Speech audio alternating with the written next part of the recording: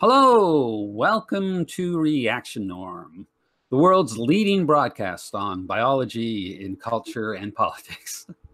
At least until I'm told otherwise, I'm convinced we're the world leaders in this niche.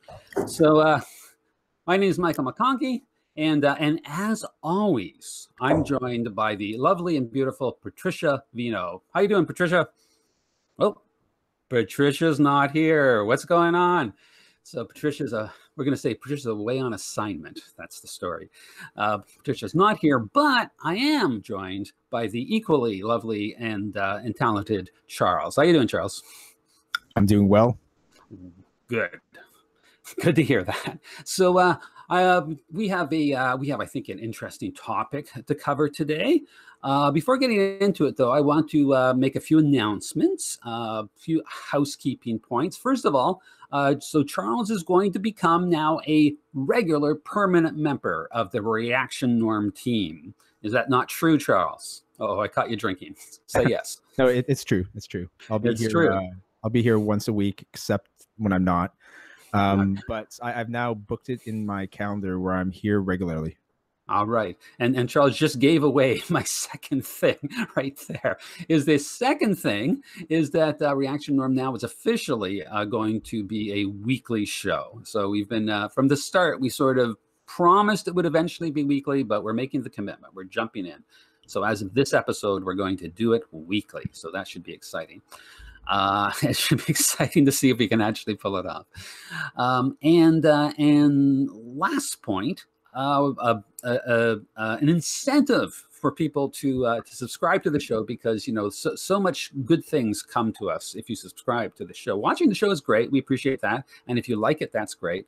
But if you subscribe, we get certain benefits from YouTube if we get enough. So we're going to set a threshold of 100 subscribers. That's like nearly 10 times what we have right now. So that's an ambitious goal for us. But if we can get up to 100 subscribers, we're going to do a live call-in chat show where people can ask us questions about anything related to the topic of the show, of the podcast, and who knows, maybe we'll open it to even more eccentric questions. We'll see.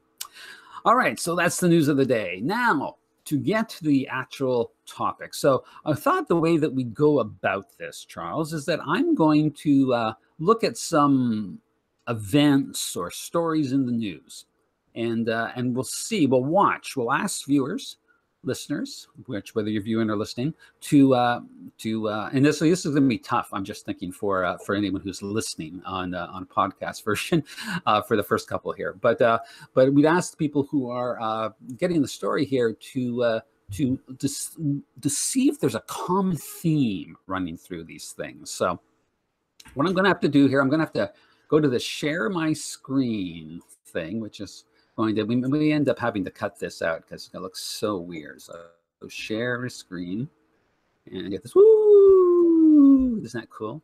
All right. So the first couple, like I said, if you're listening to this, you're not going to get this. But what it is are videos that people have taken of women in Iran being harassed for not wearing hijabs.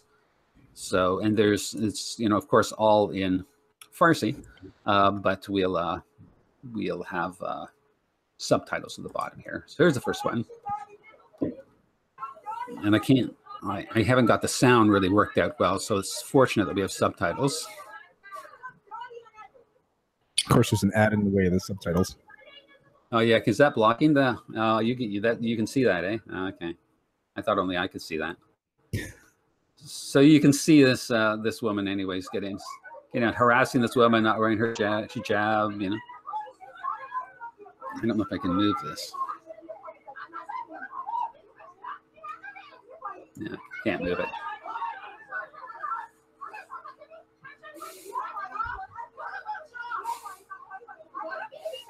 So she's pretty upset.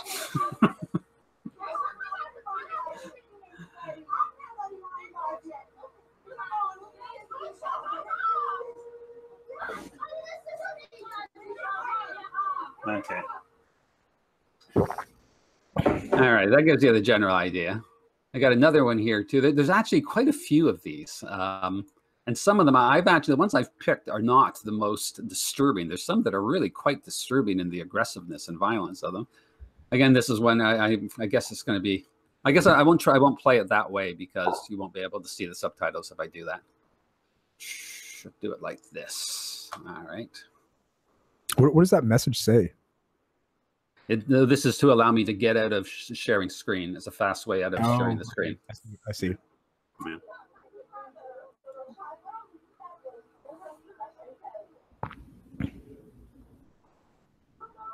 So the morality agent. You see, the morality agent is talking. Yeah.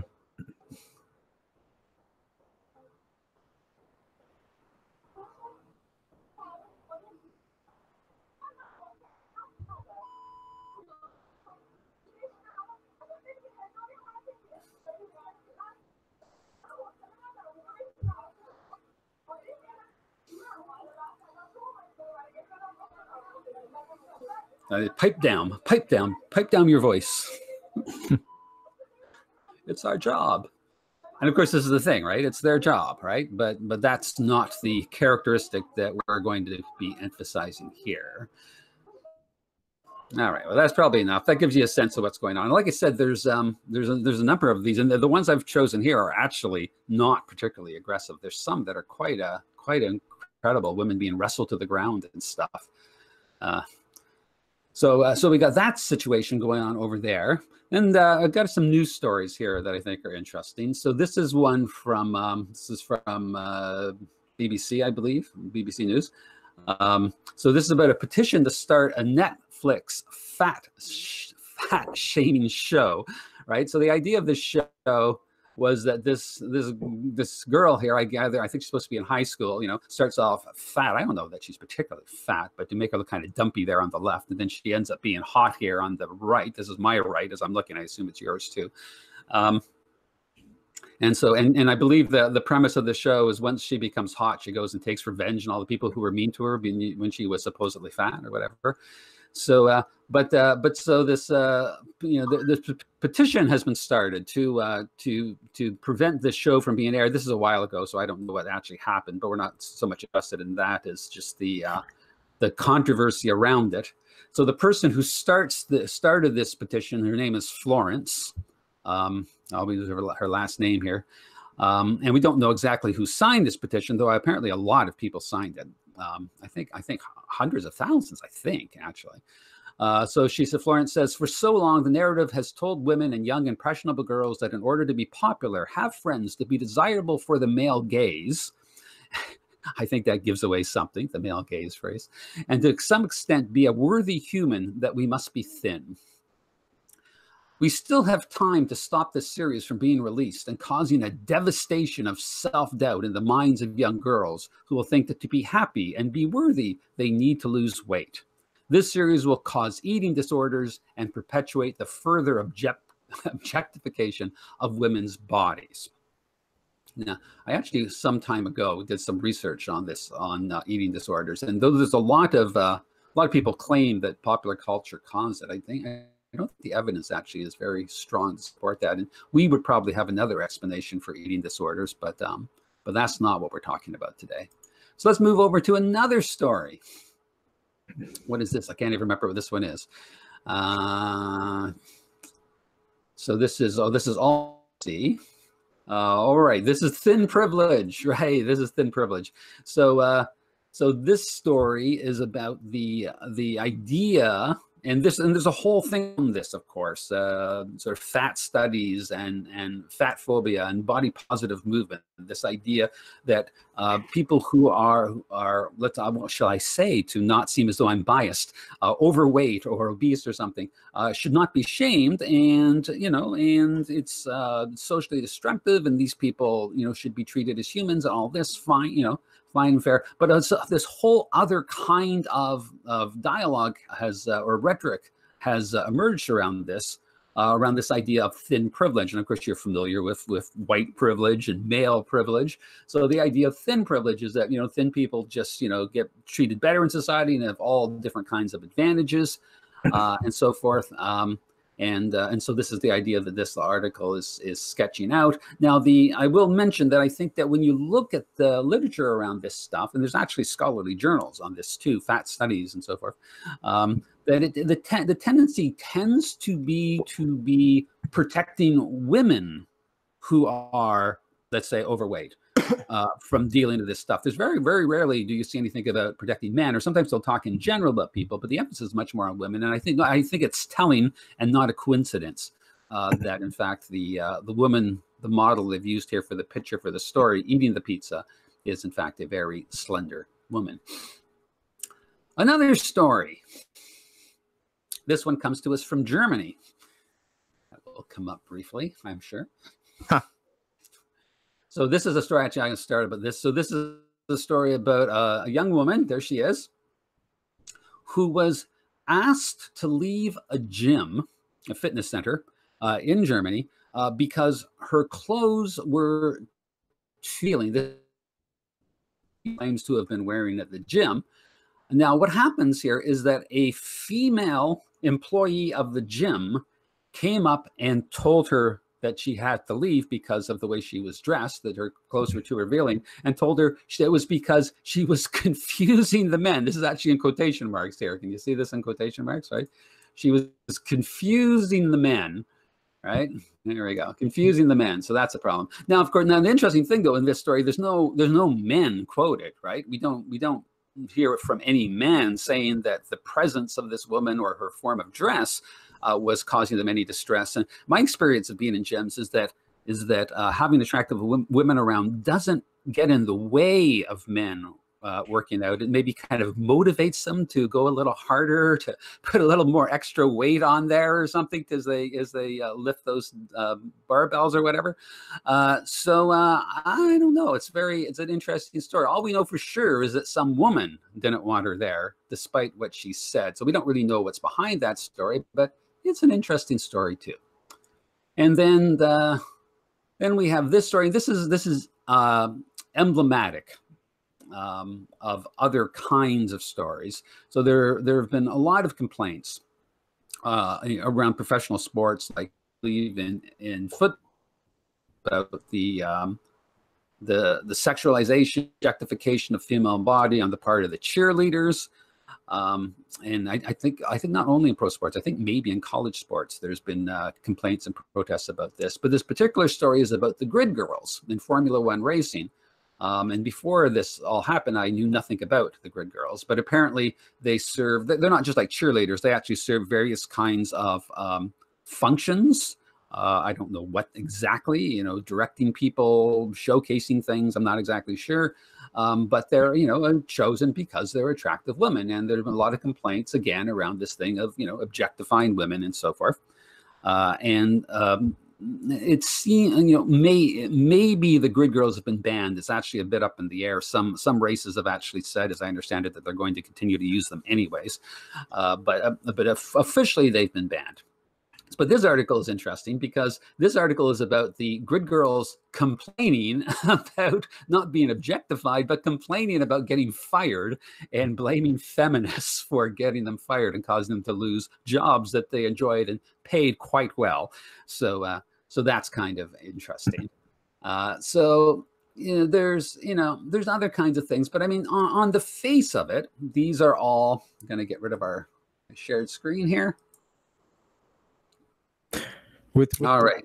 With the last article, one thing that's kind of interesting with that, like there's a pattern you sometimes see where someone will claim someone else is a victim, but that person doesn't agree, right? Which is kind of interesting. And like that example it was grid girls, right? Like the grid girls. They're willing to do sexual displays, right? They're attractive, and it's a case where it seems like other people are claiming, they're being victimized, right? Because they're doing this. It's like they don't agree, right? But yet that's the justification given, which is kind of interesting. Yeah. And so these stories are different in different ways, right? So in the grid girls situation, exactly as you described it, right? You're supposedly protecting the people, right? In the case of the girl, the German girl in the gym, you're not protecting her, you're protecting others from her, right? So we got Yeah. different kinds of motivations here. We got different national settings. There's lots of different dimensions here. But Charles, I believe that you believe that there's actually a common thread running through all these stories and so many like them. So what do you think is going on here under the surface? Yeah, so I mean, it's a suspicion. It's not something I know for sure, but it rings of something, right? And there's a fancy word to describe something. I'll say the fancy word and I'll describe what it means. So there's a term called intrasexual competition. So not intersexual competition, which is competition of men between men or women, or sorry, not between men and women, right, against each other. Intrasexual competition, where it's between men competing with men or women competing with women. And in this case, it seems like it might be an instance of female intrasexual competition. For example, the woman in the gym who got kicked out by another woman, and the person working at the gym is the one who kicked her out, and she claimed that she was confusing the men or distracting the men or whatever, right? And like, well, why? Like the women like, and you're. I'll say this, like I worked out. I've worked out for quite a while. I think how long has it been?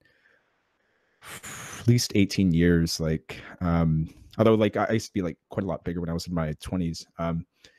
But I can tell you that what you were saying about men being motivated by women in the gym, it is I'd say it's probably correct. But my experience suggests there's probably a lot of truth to that.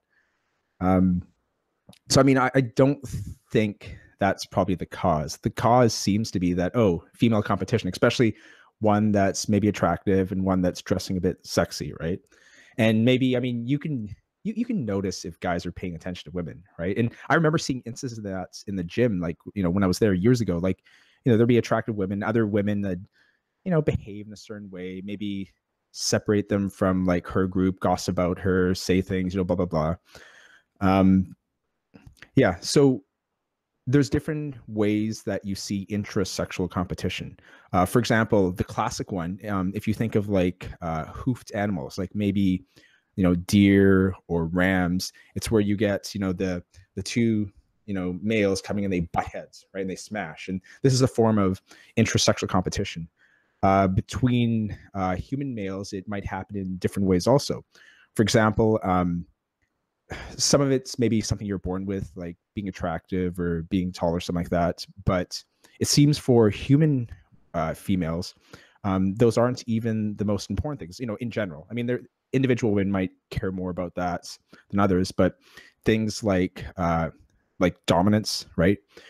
Social dominance, like whether it's in the form of, you know, physical type things or social type things. Also, for example, like being able to gain resources or have the ability to get resources, that seems to be important too. But with women, they seem to do it in different ways. Like gossiping is one of the ones. Women, it doesn't seem it's necessarily as an aggressive type activity as you see with males, but there does seem to be, with at least among females, sorry, at least among humans, female intersexual competition. Yeah. I was, you know, the stories, of course, the stories we all chose were on, you know, were examples or potentially examples of female intersexual competition. Yeah, and I was thinking we'd focus on that, but we probably could do a whole other episode on, in fact, should do a whole other episode on male intersexual competition, because it is different in some fairly important ways. And I can't because I wasn't preparing to talk about male intersexual competition. I didn't look it up, but I know I read long ago work by Mark, and there's some extraordinary. They went through a lot of their work involved like going through the records of law enforcement type organizations, child protection and other type organizations, and they had some phenomenal numbers for the number, like first of all, what a lot of people don't understand is that the vast majority of victims of violent crime are men, and I think it's like 4-to-1 or 3-to-1 or something.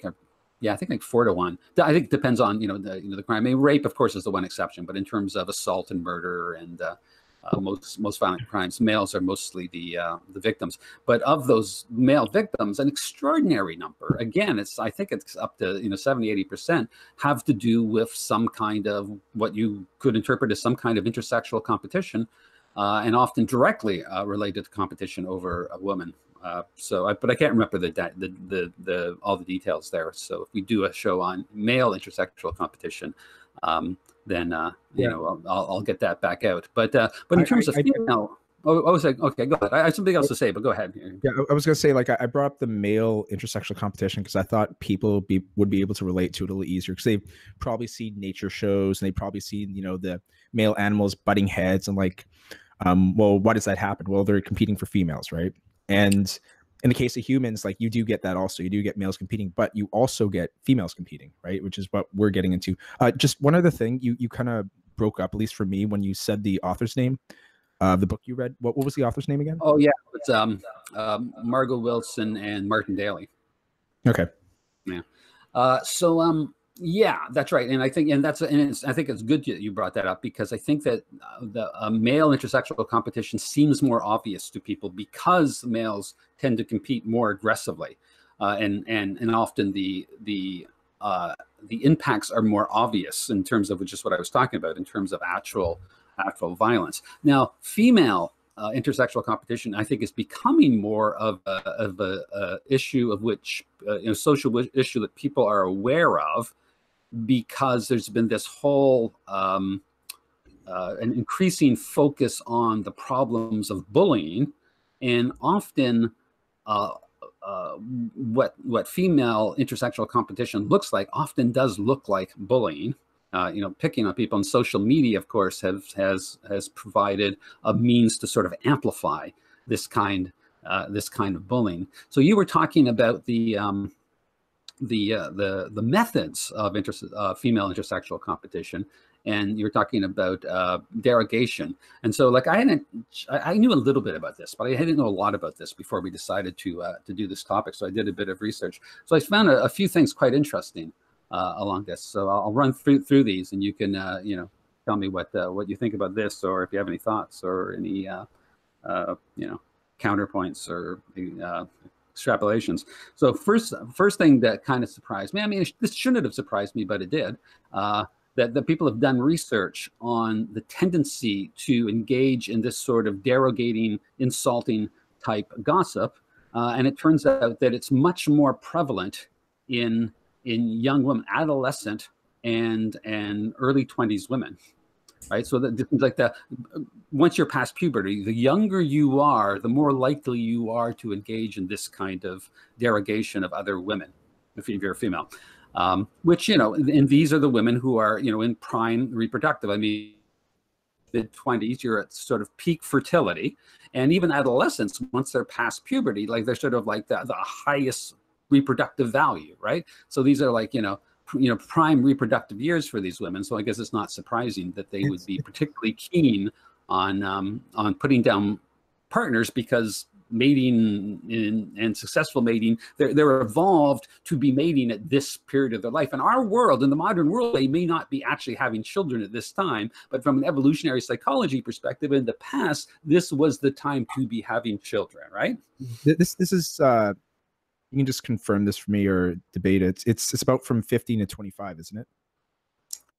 That what is 15 to 25? In terms of like peak or like the highest fertility for women.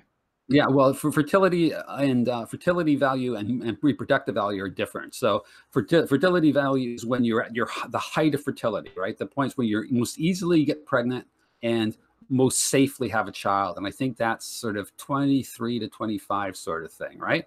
But reproductive value refers to the number of children that you can have in your lifetime. So you can't have children before puberty. But once you pass puberty, the closest you are to puberty, the more children that you are going to be able to have.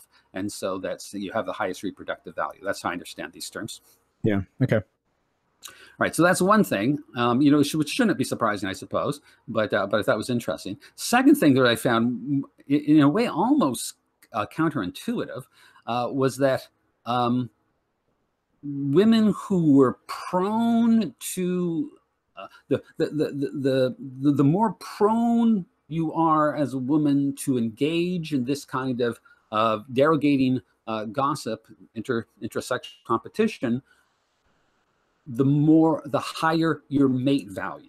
That is, the more attractive a woman is, the higher her value as a mate is, the more likely she is to engage in this kind of activity, which almost seems counterintuitive to me. I would think that if you're less attractive, you would have more incentive for putting down the others. But apparently it's the other way around, which I found kind of interesting.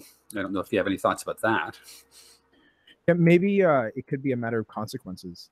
Like let's take the example from males, right? Like someone who's more, physically strong, whether it just be like you're just naturally gifted, or maybe you failed a bunch of years and you're just stronger than all the other kids, you can afford to bully people and they probably can't do much back, right? Yeah. And I'm just kind of guessing about it here. Like maybe if you're very attractive, you can afford to gossip and nobody's really going to say anything because no one will take it seriously. But if you're not, then everyone will come down on you, right? And I don't know if that's the case. I'm just kind of guessing wildly.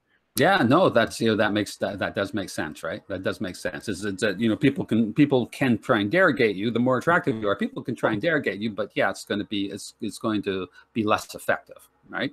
Yeah. Yeah. But here's the third thing that I found interesting, and this actually surprised me. This surprised me a lot. Is apparently it works.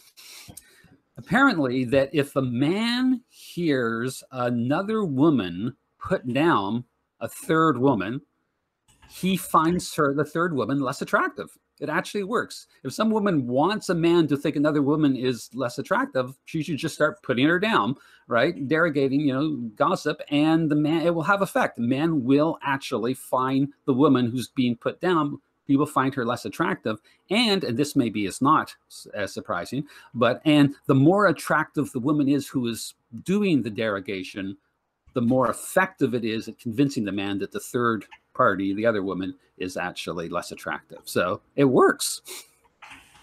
That's quite interesting. I didn't expect that either. Huh. Okay. Well, so let's. I guess another point actually I wanted to get into on. What did you actually? I have something I want to say, but I've been talking a bit. Do you have something you want to bring up? I mean, there was something in the beginning I wanted to bring up. It's a bit of a change of a topic, but I'll just kind of mention it. There was the point where we were talking about thin privilege. Yeah. I think like when the word privilege came up many years ago, it kind of confused me because I didn't quite understand it, right? Because I sort of understood it in terms of legal rights. And, someone say, oh, you have this privilege. It's like, what are you talking about? Like, I don't have any extra, or like someone else might say, hypothetically, like, I don't have any extra legal rights. We both have the same legal rights. And then I kind of asked some people who were like of that political preference. And I tried to get them to kind of like explain to me, like, what do they mean when they say that? And they did seem to bring out the legal rights, but in practice, most of the times when I saw them use it, they were talking about advantage, right? And normally it's like, oh, you have an advantage. Like, great, I want advantages. I try to get, advantages for myself all the time, right? So it's like, why would you complain about? But I think privilege it's used to mean advantage, just in a negative way, right? So it's like semantically, it's the same thing. It's just like, in one sense you have an advantage, great, we want this. In another sense, you have an advantage, like you call it a privilege, like, no, that's bad, right? Which is kind of interesting. I think that I think that the intended implication is that it's an unfair or unearned advantage, or I mean, this is not different, but to drill down more, an advantage that has come at the expense of the people who are disadvantaged. I think that's usually what they mean, right? Yeah, perhaps. I mean, that you can see that argument, whether you agree with it or not. You can understand why someone would make that argument around male privilege, advantage, or even at least in North America, or at least in the United States, white privilege or advantage over black. You can understand why someone would make that argument, whether you agree with it or not. It's a little harder to make the argument around thin and fat, though. I'm not quite sure how thin people gain advantages at the expense of fat people. I'm not quite sure how that, trying to extrapolate the privilege idea to that category or those categories of people. I'm not quite sure how that works. That doesn't really seem to hold as well. Maybe I'm not the best person to talk about, the concept of privilege, at least in the political sense, because I don't completely understand it. And I guess I don't really subscribe to it either, but it might be useful to eventually, bring someone on that actually does think that way. But I have a guess. Maybe the reason people talk about thin privilege is they might think that largely you can't change whether you're thin or fat, that somehow it's like fixed, like in the same way when people talk about something being genetic. Even though this isn't true, I think a lot of people, when they talk about genetic, they think this is unfixed. No matter what you would have done, no matter what have happened, this would always be the result, right? And maybe in the case of being thin and fat, it's like, well, I can't really change it, right? The person might be thinking, I can't change it. So like, this is a kind of privilege. Like if you were someone who just, were predestined through whatever mechanism, what do you want to call it, genetics or whatever, to be thin, and this other person's, not predestined to be thin, they're fats or just, whatever, then you have an advantage, right? And they're complaining about that. And maybe that's the thought. Yeah, first, no, I think that is the thought for sure.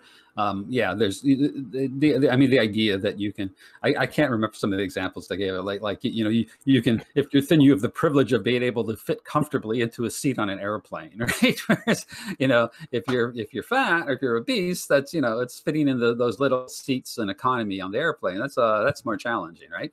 So I think that's the kind of thing to talk about. And, and I suppose you could say that, that's the kind of privilege, but what I'm saying is you can't make the argument that somehow thin people are gaining the benefit at the expense of obese people. That doesn't, I don't, or maybe. You think so? You think so? Yeah, okay. Maybe. I mean, like if you think, I mean, it depends on the kind of environment you're in, right? Like where you might have a more monogamous kind of society, you're more likely to make it so that, people in general like find someone to, have as a mate.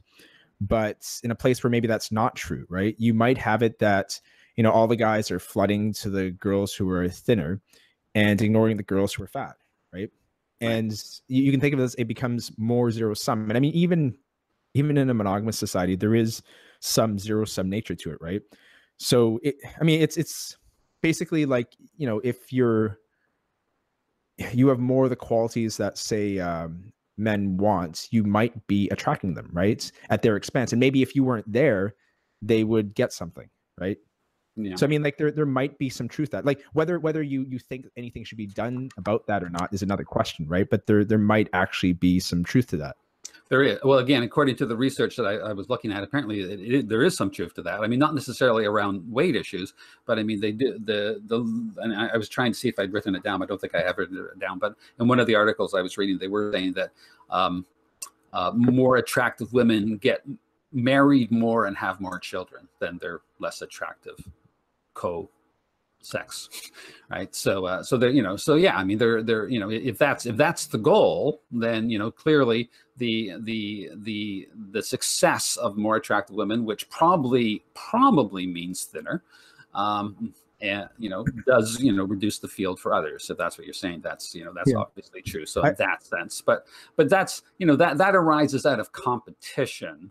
Or I think I'm making a distinction here. I mean, like I think like the argument now, like again, okay, I'm going to say these things. I don't necessarily believe these things, but I'm going to try try and give a fair Steelmanish sort of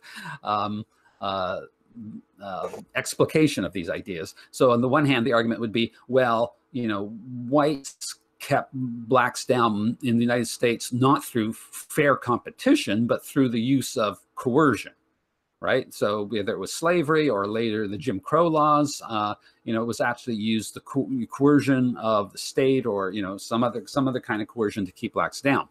And in the case of men and women, again, and this is something we'll actually talk about. Actually, I want to talk about this a little bit later. But the argument would be, men have oppressed women, in various different ways, using coercion, preventing them from, in the in the perspective of certain feminists, it's sort of like, rape is a way oppressing women and disciplining them for, stepping out of line, and sort of thing, right? And then you've this long history of discrimination against women in terms of owning property, having legal rights, having political rights, and this sort of thing, right? So you can say that in those cases, the privilege came not from a fair competition in open market, but through some kind of coercive activity, be it private or public coercion.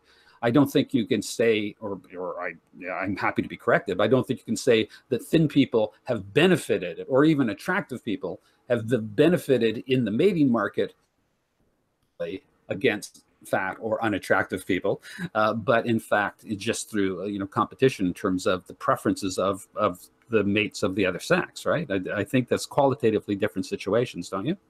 Yeah, I mean, I would tend to get. I mean, that's when I get to the point, like, what do you do about it, right? But oh yeah, that's a separate thing.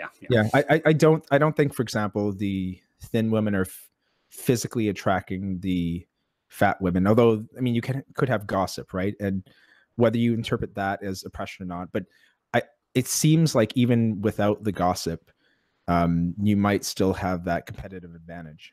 But just I just wanted to say one thing. I don't think strictly like it's like thinness is even like the only thing that guys are looking for. Like it seems no. like youth like is way more important. Like, for example, like a thin 50-year-old will have trouble competing against a plump 21-year-old, for example. Yeah, absolutely. I didn't mean to suggest at all. We did get sort of sidetracked on the thin fat thing, but by that is not. I mean, I think thinness for most men, I think thinner. Now, of course, you can go to the other extreme, right? These women who are have eating disorders and really skinny. I mean, I don't know how many men find that attractive, but I think on the scale, probably attractive women are more on the thin end of the scale. But you're right. I think that I don't think. I mean, it's clear from the research that it's really age is the important thing. And yeah, and you're right. You could, a 50-year-old woman can make herself attractive, and being thin helps. But but she'll use all kinds of other tricks that actually simulate youth in terms of use of makeup and stuff, and maybe even plastic surgery or whatever, to try and simulate the appearance of youth, because that is going to be what's more attractive, because those are cues for high reproductive, either high reproductive value or high fertility value, as we were talking about before. So yeah, without a doubt, it's factors of youth that are really what's important in terms of attracting mates.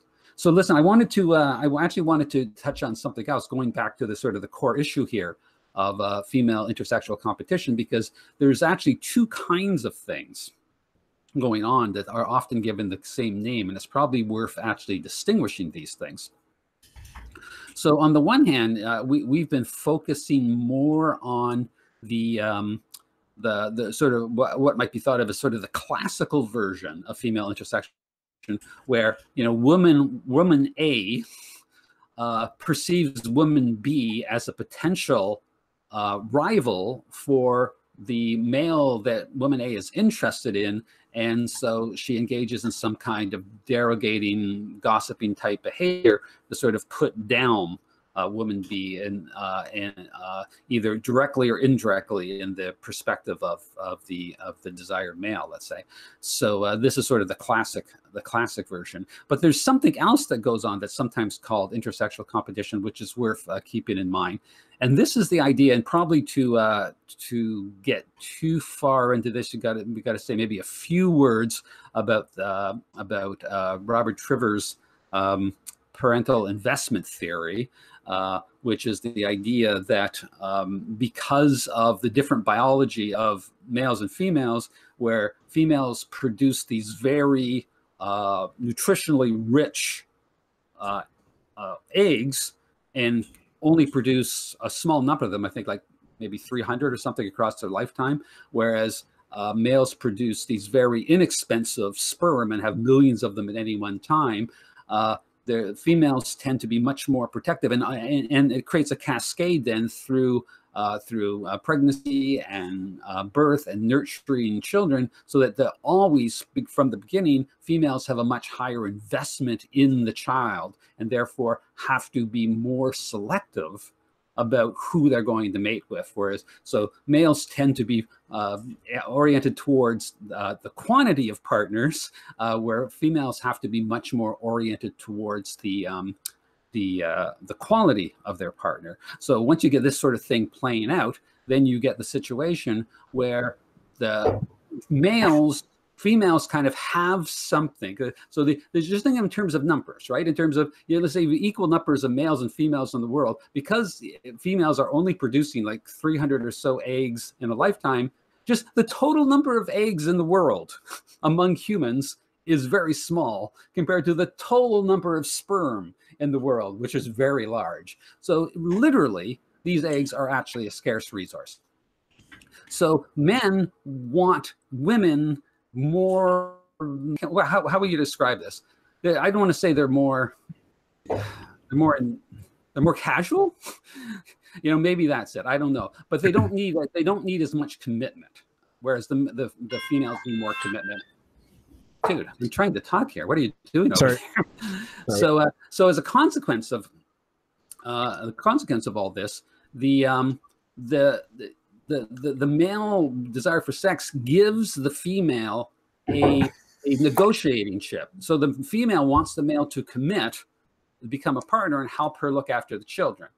Wants to make the investment that maybe biology doesn't motivate the males to make. So it's a negotiating chip. You can get access to the eggs, which is not, from the male perspective, it's just getting sex, right? It's getting laid, but from a biological perspective, it's getting access to the eggs. You can do this if you're willing to make the commitment. So it's a negotiating thing. So one of the theories around female intersexual competition is that when women perceive other women who are making themselves appear to be more sexually available, they're dressing more provocatively, these women are giving the sign that they might be willing to have sex more easily. And if enough women did that, it would actually kind of lower the price on sex, so that if men could get lots of sex without having to make a commitment to get that sex, then the women who are looking to find partners who are going to commit,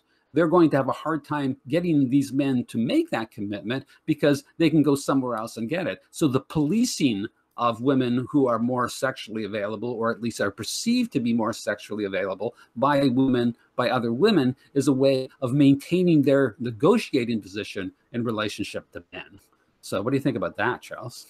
Yeah, I mean, some of that kind of rings of economics, right? Like you have a limited supply of something, you can, for example, demand a higher price, right? And in this case, like we're not just talking about money, we're talking about men, doing whatever they want, like investing and other stuff and sticking around as a father, potentially. But you can think of it from that point of view. There is something I've heard that's related to this. So I'm not saying this is true. I'm not saying this is false. I'm just going to mention it, right?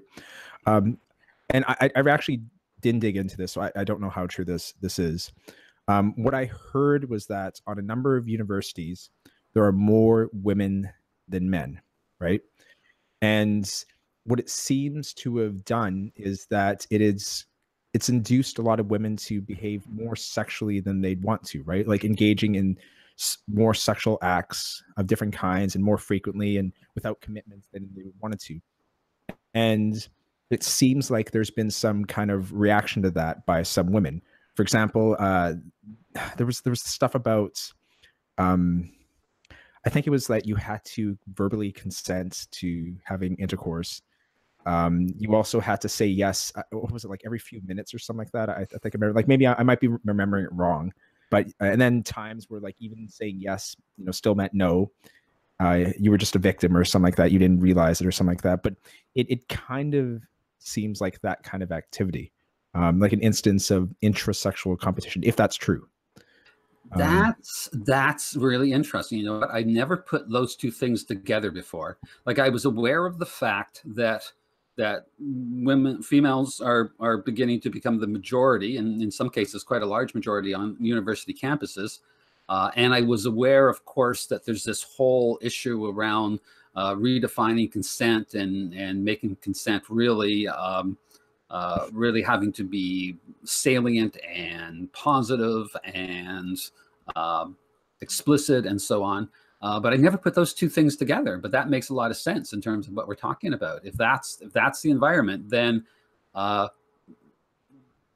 trying to tap down on the availability of easy, non-committal sex for males would be a way of allowing females who are at university to have a better negotiating position in terms of being able to use sex as a negotiating chip to get male commitment. That in that context, that makes a lot of sense. That's an interesting observation.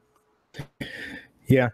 I mean, like one people use different labels for different politics. I don't think they're necessarily the same thing all the time, right? For example, like social was like a really popular thing, like socialism, National Socialism, and all that. And it doesn't mean they're even related.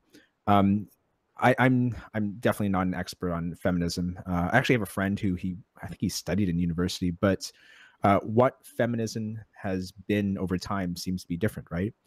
And before saying this, I just want to make it clear. I do think some feminists do have some valid points. It doesn't mean like all the points are to be taken as face value. It doesn't mean like everything that anyone who self-identifies as a feminist has a, necessarily a valid point, but they do have some valid points. But what feminism seems to have been like in different situations has changed, right? And this is a little before my time, but I've seen videos and read stuff that at one time feminism was associated with sexual liberation. Like, for example, female, engaging in casual sex. You're smiling, and I'm guessing you might have been part of some of that. Females engaging in, sexually promiscuous behavior, because that was looked down upon, at different times. And, having casual sex. Some people consider it like acting like guys in some ways, where today it seems to be of a way of, some of the stuff's associated with feminism is a way of restricting female sex, sometimes by, attacking males, but still restricting female sex, which is kind of interesting. I mean, like the two of us, we did read a book a while ago. It was Jason Whedon and Robert Kurzban. Robert Kurzban, where he kind of went into a lot of stuff. What was the book's name again? It was The Hidden Agenda of the Political Mind. Right. Yeah, it was a good book. So he looked at the GSS, this large survey where they get a whole bunch of people in the U.S. and they ask them all these questions, right? And they kind of studied the patterns within that. And one of the things that he seemed to find, or at least find support for, was that based on the sexual strategy that you're pursuing, and you can of course change your sexual strategy, at different times in your life, but based on how you're pursuing, you might support different kind of politics. Like, for example, what's your support of abortion, right? And I think like what does abortion kind of give you? For example, if you're into having casual sex, well, being able to have an abortion means it's relatively cost-free in terms of like life outcomes. It's not to say like, from a genetic point of view, it's necessarily the best thing for you to engage in. But if you want to engage in, sex, and like, if you're a woman and you have a child, well, that's a huge responsibility. Your life changes, right? And if the guy sticks around, your life changes. Like my brother, for example, he has children, right?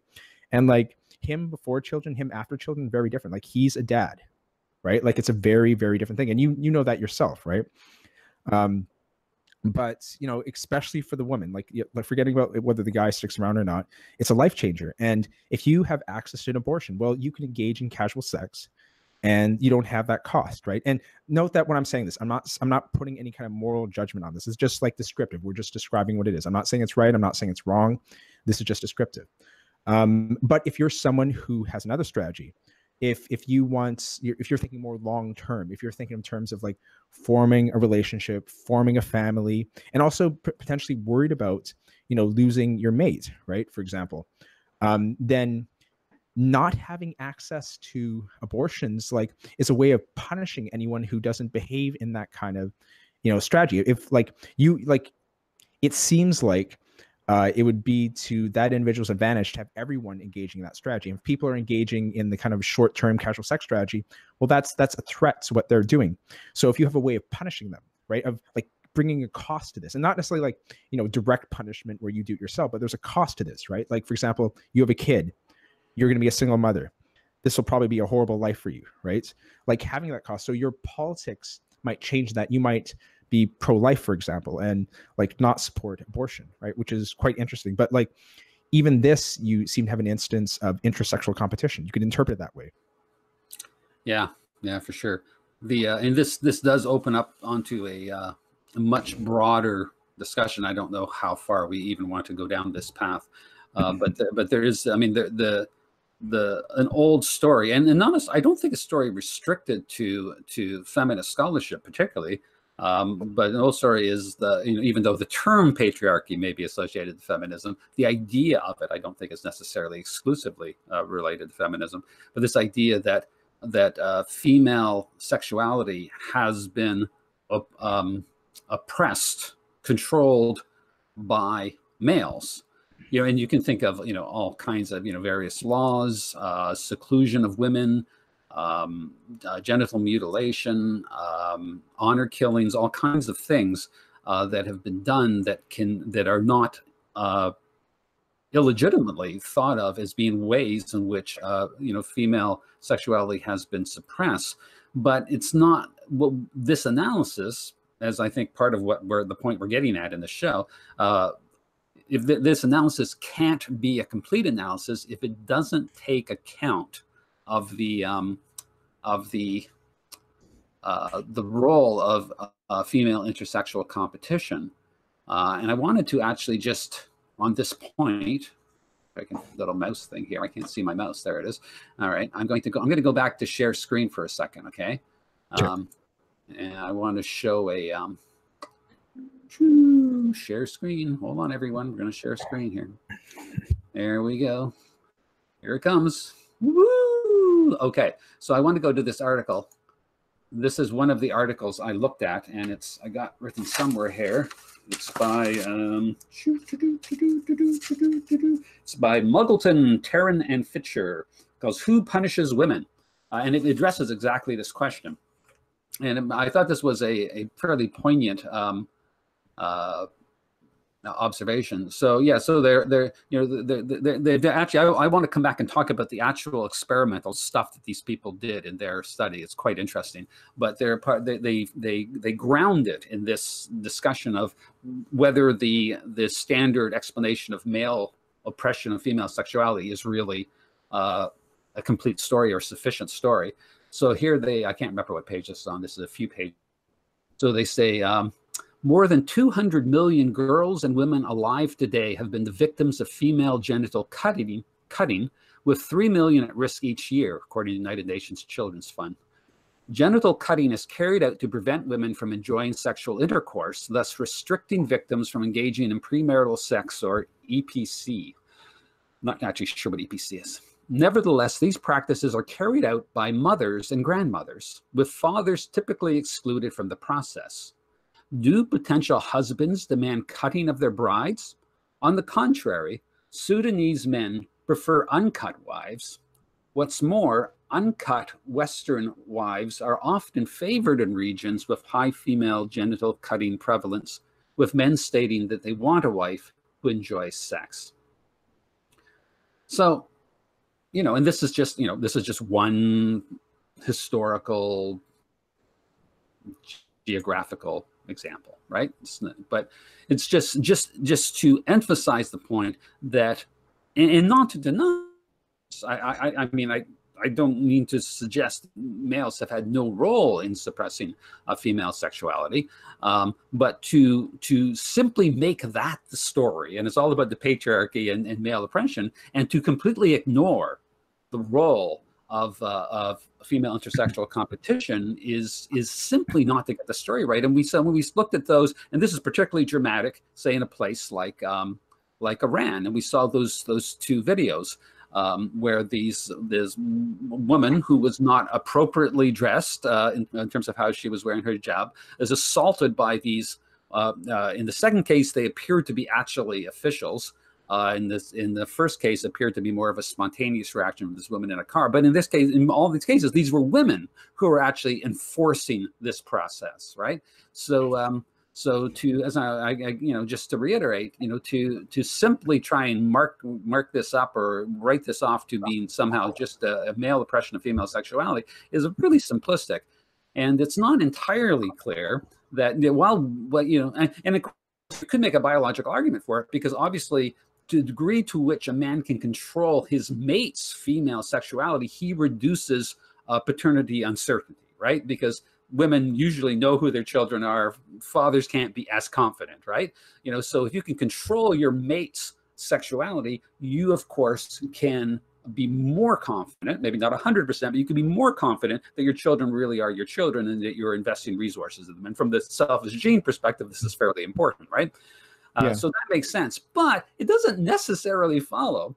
Like it may be smart for me from a selfish gene perspective. It may be smart for me to control the sexuality of my mate. It's not necessarily smart for me to try and repress the sexual availability of other women, right? Because that could be good for me, right? In terms from a selfish gene perspective, right? If I can control my mate and have some sex on the side and maybe spread my seed even further, that might that would, from a biological perspective, that would make more sense. Going back to what I was saying before in terms of parental investment theory, right? Males more oriented to quantity than quality. So the whole thing of just assuming that it's the story is just male oppression of female sexuality, it doesn't really hold together so well when you start looking at all the evidence. You wanted to jump in there? Yeah, there was 3 times I wanted to jump in, so maybe I'll do that one at a time. So just to say clearly, I mean, there are although it's not like simple, there are some valid points about women being treated unfairly. I'll give you an example, just like what I remember. There was I'm going to keep this very vague. One of the companies I had a customer, and I was aware that the person didn't want to hire females. I can't say what profession because it'll probably give it away if someone digs into it. So he didn't want to hire females of a very highly accredited and requiring a lot of education type situation. And his reasoning was that they get pregnant and leave. And like the thing is, I know he actually hired a number of women, but his complaint was that he'd hire them, they get pregnant, they'd be away, and then they just leave eventually and like would never come back. And I mean, that is an instance of women being discriminated against. Now, it doesn't mean he doesn't have a valid point either, right? Like there's a cost to him, right? But it is still an instance of discrimination. So like women, there is some truth to it. It's like when women saying they're being treated unfairly, but it's also the case like men get treated unfairly too. But also, the system that it's just this like is untrue. Like, as you pointed out, it's not as simple as saying that, men are responsible for all this. It's more complex. And there's instances where, it's women on women type behavior. So that was one thing I want to say about the patriarchy. Another one about the hijab. So the nun-like outfits that some Muslim women wear, and like not all of them, like certainly like there's lots and lots that don't. And I've traveled, it's a place in the world where there's Muslim majorities, and I know you have too also. And in some places you see some of them wearing it, and like a lot of them don't wear it, even though they might nominally be religious. I don't know like what that manifests as. But at least they might self-identify that way. They still don't dress in that kind of clothing. So there's something in my Twitter stream that I couldn't find because you can't search your retweets apparently. But there's something I was reading before that suggested that older women were more in support of women wearing the hijabs, the nun-like outfits, than younger women, which was kind of interesting. Which again seems like an instance of intrasexual competition, and that your mate value, in general, not strictly speaking, but in general, you're going to have much higher mate value when you're younger. So these younger women, right? And it would be to their advantage to not necessarily wear the hijab, just to show themselves and be able to attract males that way, right? Where when you're older, you would tend to, in general, like have lower mate value, and you might be in favor of younger women covering up because it can increase your relative mate value. So that was kind of interesting. So that was the second thing I wanted to say. The third thing was because you said honor killing. So there was one kind of, I guess you could call it, an interpretation of honor killing that I thought was interesting, because like often, so from a personal point of view, killing is horrible, right? But from a biological point of view, some of this stuff can be interesting in like how it actually manifests, right? There's one patterns with humans across time and in different kind of cultures and society that seems to emerge. And I'm going to explain it in terms of kind of like a straw man story, right? So man A sleeps with man B's wife. Man B kills man A, as vengeance, right, for sleeping with his wife. Man A's family, the one who got killed, kills man B, right? So the family retaliates by killing the person that killed, one of them. And then man's B family seeks vengeance on, man A. So a feud breaks out. And then what seems to happen is other families join in and you have this escalating, cycle of violence, right? And different cultures seem to, actually, I wouldn't even say cultures, like different instances in time and different cultures have dealt with this in different ways. And like the way this is dealt with at different times seems to change a bit, right? And one of them, for example, is deferring vengeance to a third party, right? And, we're both living in Vancouver and there's a court system here and it's police. And they, for example, like there's someone who the violence is deferred to, not always voluntarily, but violence is deferred to them. So you don't get this escalating. Like, the courts punish someone, possibly killing someone as vengeance, but then you don't kill them, right? Like, at least in general. Although some people might want, and like, it's not to say this system is perfect, right? Like the courts and the police, they can certainly abuse that power. And like, there's lots of instances of that happening, but it seems to fit in this kind of mechanism of dealing with like, whether it's known or not, or intentional or not, it seems to deal with limiting this escalation of violence that leads to feuding. Another one is honor killing that you mentioned. I'll mention some of the other ones before getting to honor killing. There's ritualized mediation, there's word guild, there's ritualized escalation, etc. So the honor killing seems to be instances of this, of like where something happens, for example, like man A sleeps with man B's wife. Instead of that person killing them, the own family kills them for whatever reason. So it's a way of not having this kind of like escalation of violence and retaliatory effect, right? So I'm not saying honor killing is good. Right. I'm definitely not saying that. I'm not saying killing is good, just to make it clear to anyone listening. But it seems to it seems to function as a mechanism that limits this escalation of violence that leads to feuding. Mm-hmm. Those are the three things I wanted to say. Yeah, well, that's the last one is interesting. The last one actually. I always know when we're coming to the end of an episode because I always end up saying, "Hey, that sounds like a topic of all its own." Actually, because I think that actually is an interesting topic about the sort of strategic use of private violence, sort of thing, to reduce the runaway effects of feuding, sort of thing. There's an interesting story there. I thought that I wanted to, I mentioned just quickly go through the research of that one paper that I found kind of interesting, the Muggleton paper, Muggleton et al. So what they did here, and it was so their title is, and in fact, I think the version I have here is actually a pre-publication version where I think they got the title wrong, but who punishes promiscuous women? And I think they say women and women. So I think they mean men and women. Both do, but only women, inflict costly punishment. So what they did then, and I should mention, by the way, like all the papers I looked at around this issue, and I looked at about half a dozen, and all of them had pretty small sample sizes. And they were all university students, right? So this is, this is a common area of criticism for this kind of research, right? So I'm not, this doesn't mean it wouldn't replicate in other situations. We don't know that, but you have to put an asterisk there when you talk about this stuff. But of course, university students, on this topic, are appropriate in the sense that they're usually in prime mating age, right? So we're particularly concerned with how they do react to this stuff, right? And I shouldn't say they were all university students, but this was the norm, right? But anyway, so I thought this study was interesting. So what they did, they took men and women, and they put each one of them in three different economic games. Explain what they are in a moment. And they were in the game. They were dealing with a woman who was either provocatively dressed, this is what their language, provocatively dressed or conservatively dressed, right? So there's four different possibilities, right? A man with a provocatively dressed woman and a conservatively dressed woman, and a woman with a provocatively dressed woman and a conservatively dressed woman. So they're looking at, you know, four different possibilities, right? So they did the three games. The ones called the dictator game, the trust game, and the ultimatum game. So I know, Charles, you know what these games are, but for people who are listening, they may not.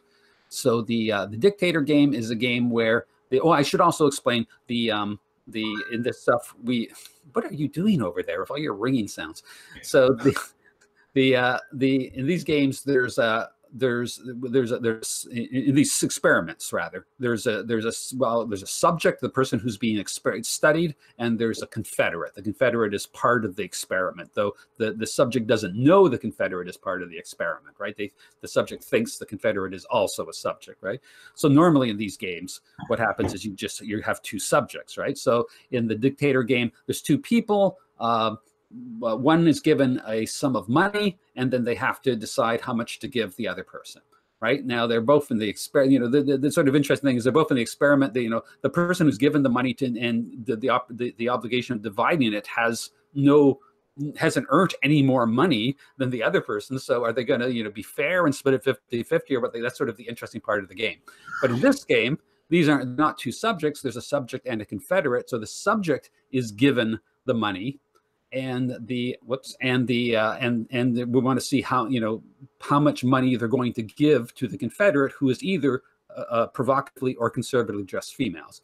So it turns out that that if the woman is conservatively dressed, then the amount of money both men and women will give the confederate is going to be more or less what you will randomly find in these. She's provocatively dressed, that's a lot of sexual displays, then both men and women will give her less money than they would give the conservative woman, or that you would find in random. So both both men and women give less. Okay. Huh. So that's the dictator game. Now in the trust game, similar situation. So I'll just explain it from their experiment. So money is given to the subject, and the subject explained, you know, you're going to give a certain amount of money to the confederate, who's this woman who's either conservatively or provocatively dressed, and then whatever amount of money you give to her, the experimenters, me who's running the experiment, I'm going to triple the amount of money, and she'll have the opportunity to give a certain sum of money back to you.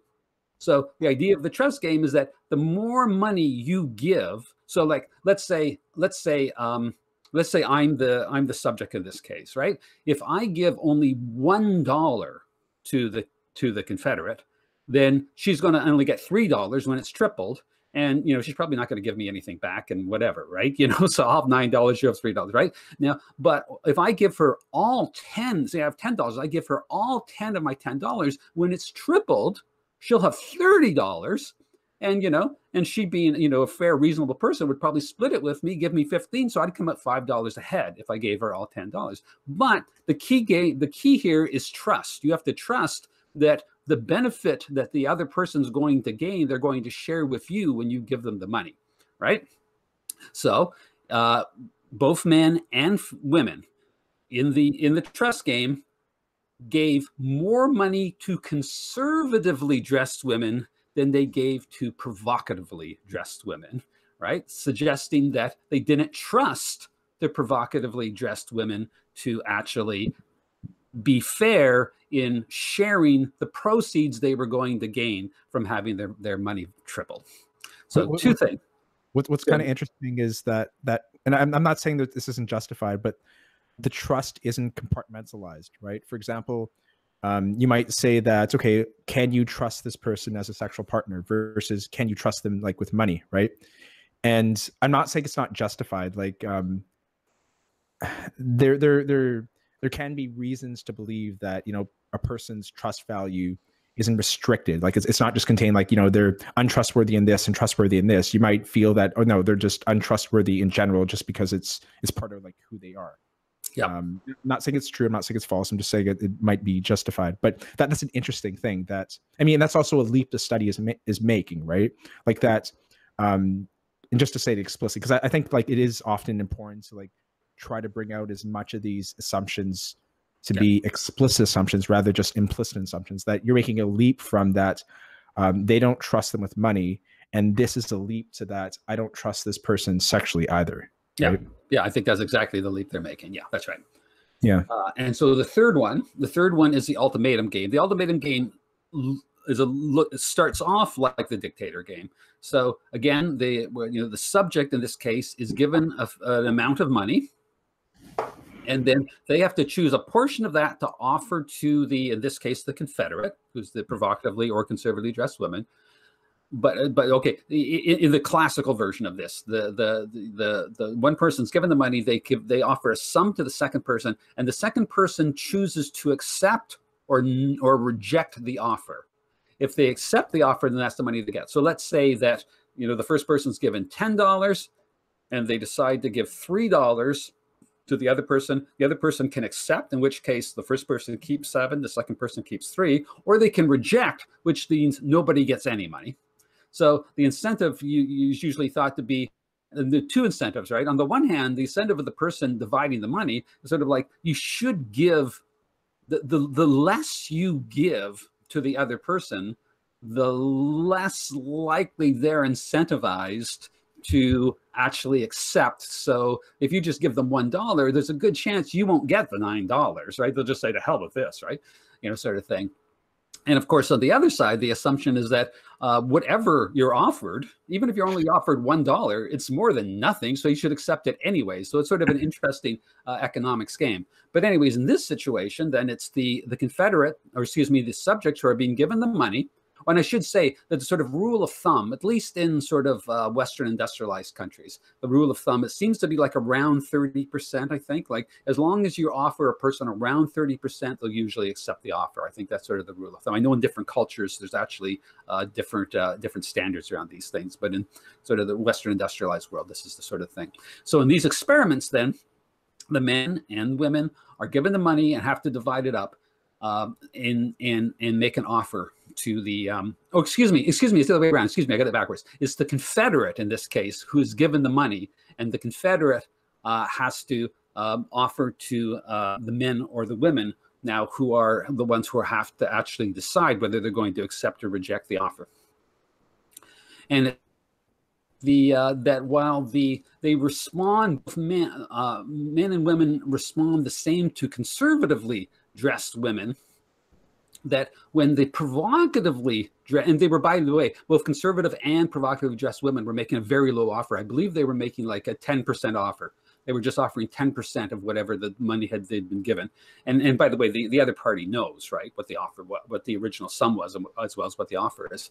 So in those cases, though it was only 10%, well below what is normally considered the sort of the fair treatment that's going to cross the threshold of being rejected, males and females responded about equally in terms of accepting the offer from conservatively dressed women. However, women, while they responded more or less randomly or standardly to conservatively dressed women, they rejected the offer of provocatively dressed women far, far more than random. So this sort of goes to the title of their paper, is that both men and women seem to disapprove of and distrust women who give signals of being highly sexually available, provocatively dressed, but it's women more than men, at least according to the outcomes from the ultimatum game, who are actually willing to make payments, to sacrifice financially to punish those women, as opposed to men who don't seem to be as willing to do that. So what do you think about that, Charles? Yeah, I mean, there's some things you kind of like suggested, like some of those studies, the results you get depends on like who you study, like what culture they kind of grew up in. And I can't remember what I was reading. I mean, and like both of us, like over the years, have read quite a bit, and sometimes it kind of like all blends together. I don't remember where I got this from, but I remember reading something, and they were looking at, I think, one or a handful of tribes in South America, and they seem to respond differently to some of these games. Like the one where, you offer the other person money, like what percentage do they tend to accept and what percentage do they tend to reject it? And it seemed like in some of these tribes, like they would accept like very low offers, right? They would just take it. Yeah. But one thing that was interesting is like, I don't know how many individuals this was, but at least one individual, when they went and lived in the city for a while and they gave them the test again, they became more like the individuals within the city. So they kind of surprise me. That doesn't surprise me at all, actually. Yeah, so that's quite interesting, right? Yeah. And I'd say the other interesting thing about that, of course, is you're talking about people accepting low offers, but when economists first started doing these dictator or ultimatum game, or rather experiments in other cultures, they were surprised to find that people had no shame or no scruples or no problem with just offering 1% or small tiny amount. Whereas in the West, it would be like, if you only offered, if I gave you $100 and you only offered $1, or $5, everyone that's you haven't earned this money. Why do you think that you only offer that amount? And that's why people will reject around 30%, right? Anything below 30%. But in these cultures, no, other cultures, and like you, I read about this stuff long ago and I can't remember the precise details, but I know in some of these cultures, it just like people they just found it weird that the experimenters were wondering why they would offer such a small amount. Why, this is better than nothing. Why shouldn't he take this, right? So yeah, there is very much cultural differences. But to emphasize, these people are all who are doing these experiments are all part of this culture in which 30% is sort of the cutoff, right? So rejecting, what you do or don't reject is going to be affected in the same kind of cultural assumptions as we're more familiar with the standard use of these experiments, right? Yeah. Wasn't it the case, at least with some strains of economics, some schools of economics, that wasn't it the prediction that whatever someone offers, you should take it, right? Because in their case, for their definition of rational, right? And rational can come out between different kinds of definitions. So people mean different things when they say rational, but under their definition of rational, they felt that it would be rational for you to accept anything. And that under that situation, that you would reject anything is a surprise, right? And it's not a surprise if you think in terms of other things like adaptations and stuff like that and social organization. But in terms of their definition of rationality, it seemed like, well, that's just weird. Why do people reject anything at all? Yeah, I mean, it's actually work done against the sort of homo economist idea, the idea that people are strictly motivated by basic human utility. Because I mean, if someone offers you $1, you should take the $1 because it's better than not having $1, right? And so it was surprising to find out that most people in Western societies actually had a higher expectation for what people would share in terms of unearned wealth, because this is literally unearned wealth. It's just being given to you by the experimenter, right?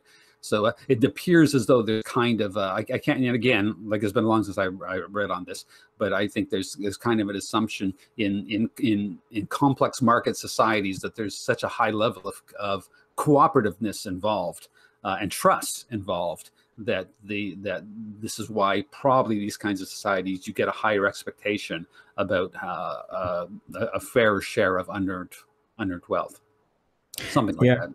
Yeah, I mean, what would be interesting in future episodes if we actually got into stuff like trust and cooperation. We will. Those are, I mean, that's zero sum, positive sum, like all those and more complex phenomena. All those are quite interesting. Yeah. Well, we've been going quite a long time here. I don't know exactly, but I think this is going to be our longest show ever, actually. Hour and a half, more than an hour and a half. Has it been that long? Really? Yeah. All right. Okay. All right. So that was actually why my phone was ringing when we hit the hour mark. Oh, I see. Okay. All right. So maybe we should start wrapping this up. So yeah, I'm going to call this one "Too Sexy for the Sisters," unless someone gives me a better title. So yeah, so there you go. Female intersexual competition. It may not all be about patriarchy. So look into it a little more. And I think we should do a show on male intersexual competition, which is a whole other kind of thing. Interesting stuff there. So this is it. We're beginning our 1 week thing. This begins this week. And I think that's that. Can I think of anything else? Anything else you want to say before we sign off? I mean, we could have gone more into costly signaling in terms of what has the horrible name of the handicap principle. Yeah. I think it's a horribly, horribly named theory because it confuses people so much because they think in terms of like handicap, in terms of like losing a limb or something like that, which confuses. But anyways, I mean, yeah, it confuses a lot of people. But in terms of female intrasexual competition, we could have got into like the costly signaling relates to that. We didn't. Maybe another time. Yeah, yeah. I think again, you could do a show just on costly signaling. Yeah. All right. So I think that's it. Hopefully, Patricia. Now, are you going? You're going to be away for a while, right? So yeah. you're gonna miss some episode. I fly out on February 17th, and I arrive back. Don't give too much details. Don't give too much details here, okay? It's just going to be public, okay? So you may be away for the next episode. Are you going to be here next Friday? Yes. Okay, so you'll be here. So the three of us hopefully will be reunited for our next episode. Yeah. All right. So I think that's that. Until next week. Until folks, next week. 1 week from now. We'll see you then. All right. Bye, Charles. Okay. See you, Michael.